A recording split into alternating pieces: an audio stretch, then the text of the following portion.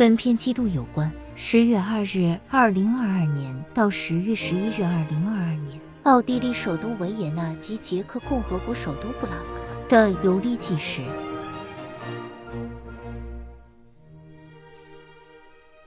这一天，我们搭上荷兰航空班机，由纽约经荷兰阿姆斯特丹到达奥地利首都维也纳。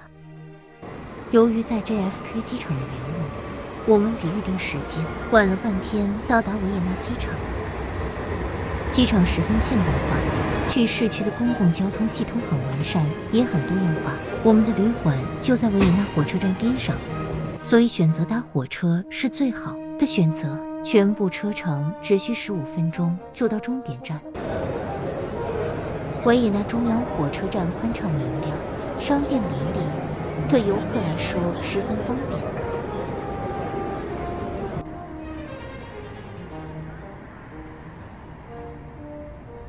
我们的旅馆就在火车站对面，虽然不是5星级豪华旅馆，但是环境超乎我预期的好，交通便利性完胜其他选择。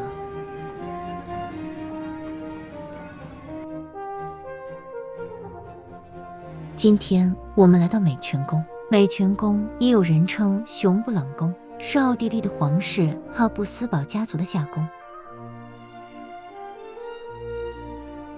这个洛可是宫殿，总面积2.6万平方米，大小仅次于法国的凡尔赛宫，拥有1441间房，其中45间对外开放供参观，是奥地利最重要的建筑、文化和历史古迹之一。美泉宫不如凡尔赛宫那么奢华，里面一间有房间叫做百万房间，整个房间都覆盖着稀有的红木镶板，是有60个，洛可是花式，非常豪华独特。可惜宫廷内不可摄影照相，美丽景观只能记在脑海里。美泉宫花园的尽头是海神泉，它象征着君主控制住他们国家的命运。海神泉的两侧是动物园、热带植物温室基尼宫镇。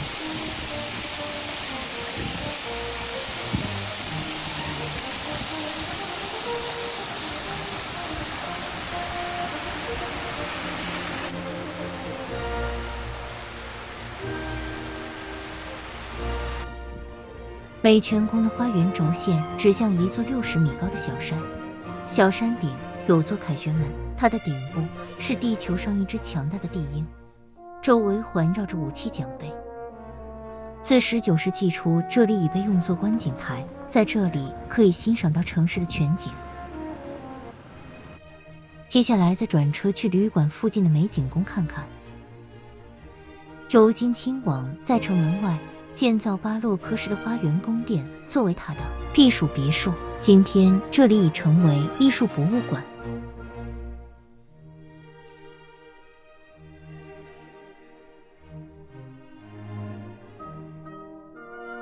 这里收藏住画家克里姆特最多的作品和他创作于1908年9月的一幅金色图像馆。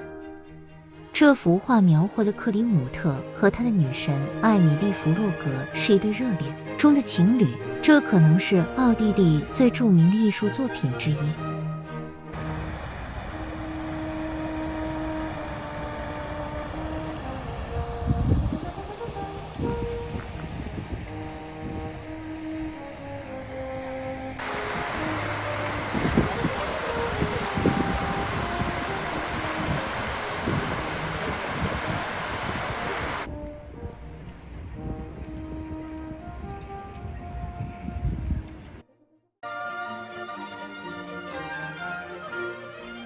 这一天，我们搭火车直接奔赴捷克的首都布拉格，路程约5小时。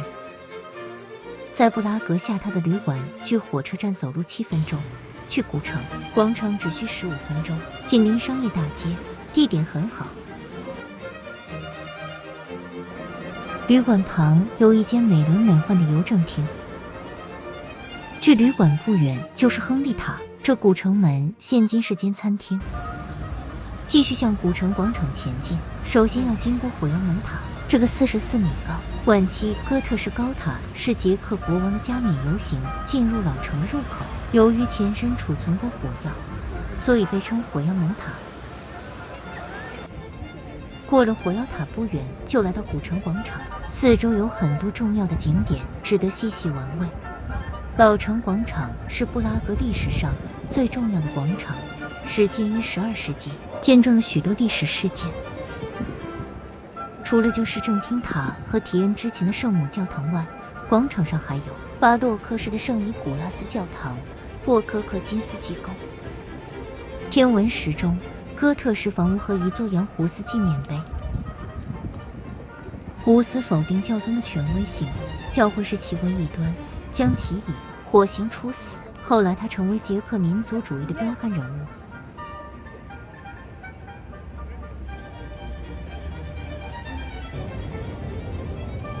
广场地上有一条黄铜条，两侧有名牌，用拉丁文和捷克文写成子午线。根据他在布拉格的时间定定玛丽安柱投下的阴影，每天正午直接落在子午线上。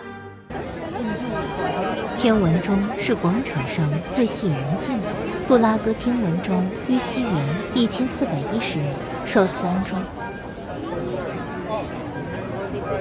天文钟有3个主要部件，分别是1、天文表盘，代表太阳和月亮在天空中的位置，并显示各种天文细节。2、带有代表月份的日历表盘。3、圣徒的雕像矗立在时钟的两侧，每小时展示移动的使徒人物，特别是代表死亡的骷髅人物，负责敲响钟声。广场上哥特式的提恩教堂也是重点，教堂的2座塔楼高80米，每座塔楼的尖顶都有8个较小尖顶，分2层，每层4个。教堂管风琴的历史可追溯至1673年，是布拉格最古老的管风琴，可惜教堂内禁止摄影照相，无法记录。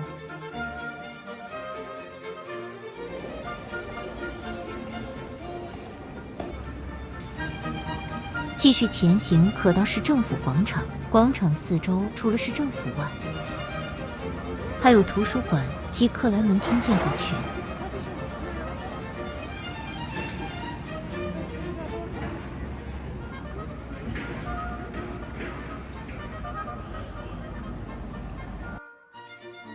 市政厅旁的图书馆内有座图书隧道，这是不能错过的艺术设置。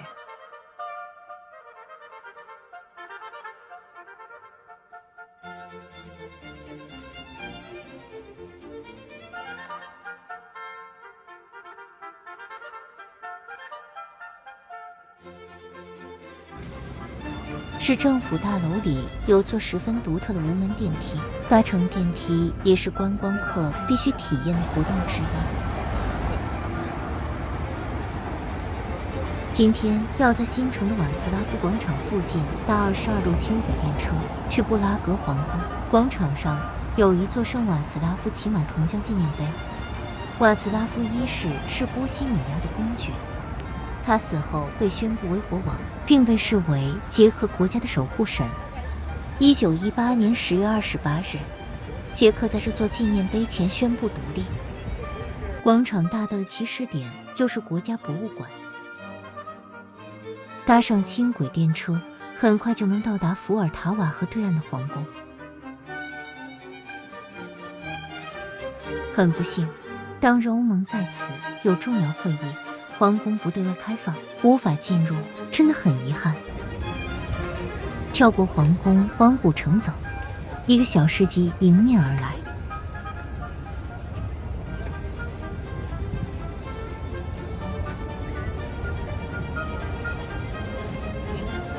市集的附近就是圣尼古拉斯教堂及布拉格的黑死病纪念柱。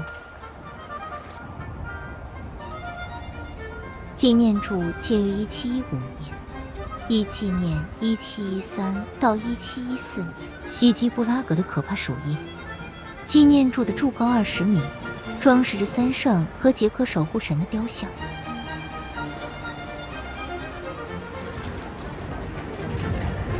离教堂不远就是美丽的维特巴花园。花园于1720年左右，在维特巴斯基宫的前葡萄园遗址上建立的。花园由平地会陡峭地上升到一座小山坡上。游客一进花园，首先就会被这些美丽的壁画吸引。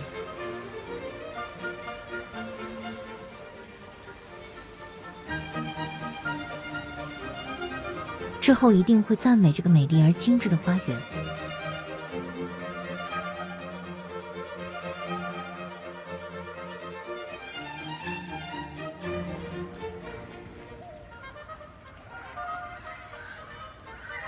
站在花园的最高处，可以看到布拉格皇宫、圣尼可拉斯教堂及附近建筑的天际线。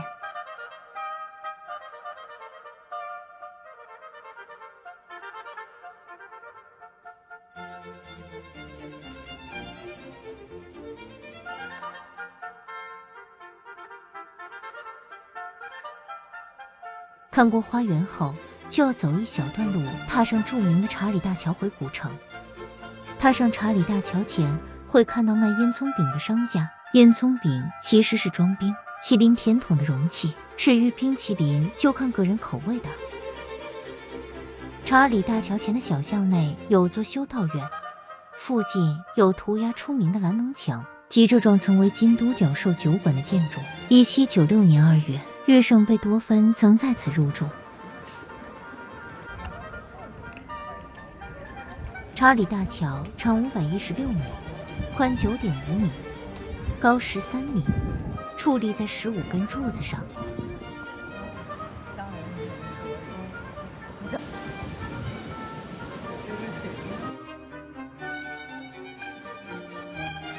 桥上装饰出30尊雕像和雕像，但大多已被复制品所取代。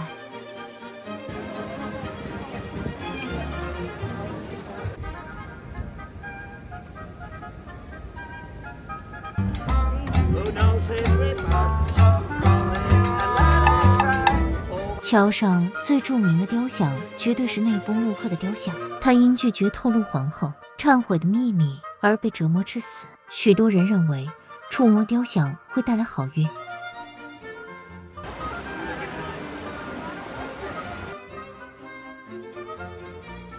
回到古城区，接下来参观克莱门厅，保存最好的17世纪图书馆。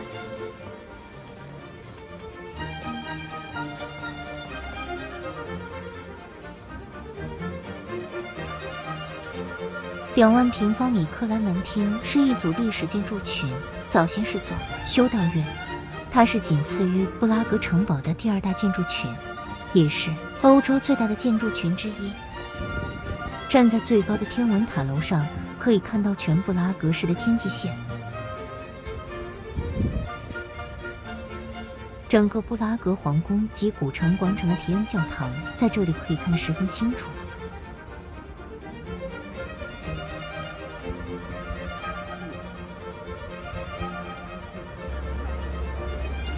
看完老城区，接下来去新城区一个繁忙的购物中心广场前看看弗朗兹卡夫卡旋转头。巨大的镜面半身像于2014年安装，由42层独立驱动的不锈钢层组成，重约45吨。这座描绘作家弗朗兹卡夫卡头部的扭曲和反光雕塑，是要表现卡夫卡受折磨的个性和无情的自我怀疑。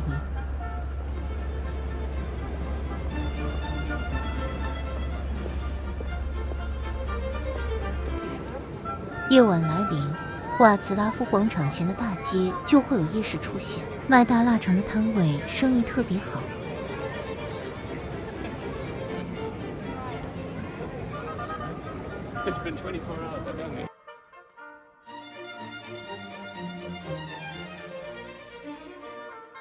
来布拉格肯定要在当地餐厅试试当地的特色菜，牛肉汤、烤排骨、生啤酒都是好的选择，价钱也很实惠。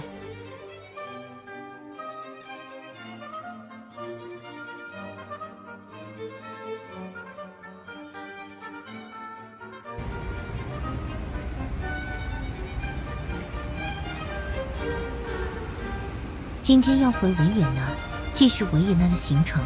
离开前还有机会看看布拉格的新市政厅建筑。新市政厅在1348年建立新城后不久就开始建造，从其近70米高的哥特式塔楼，可以欣赏到布拉格新城和圣瓦茨拉夫广场的美丽景色。惊讶的是，附近还有中国酒楼，世界各地都能看到华人努力打拼的痕迹。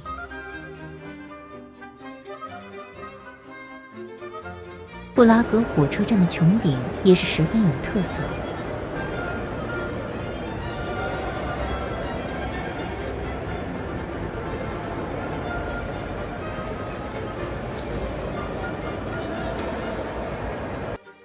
火车的商务座4人一间，很舒适。布拉格的行程到此结束，明天再继续维也纳的旅程。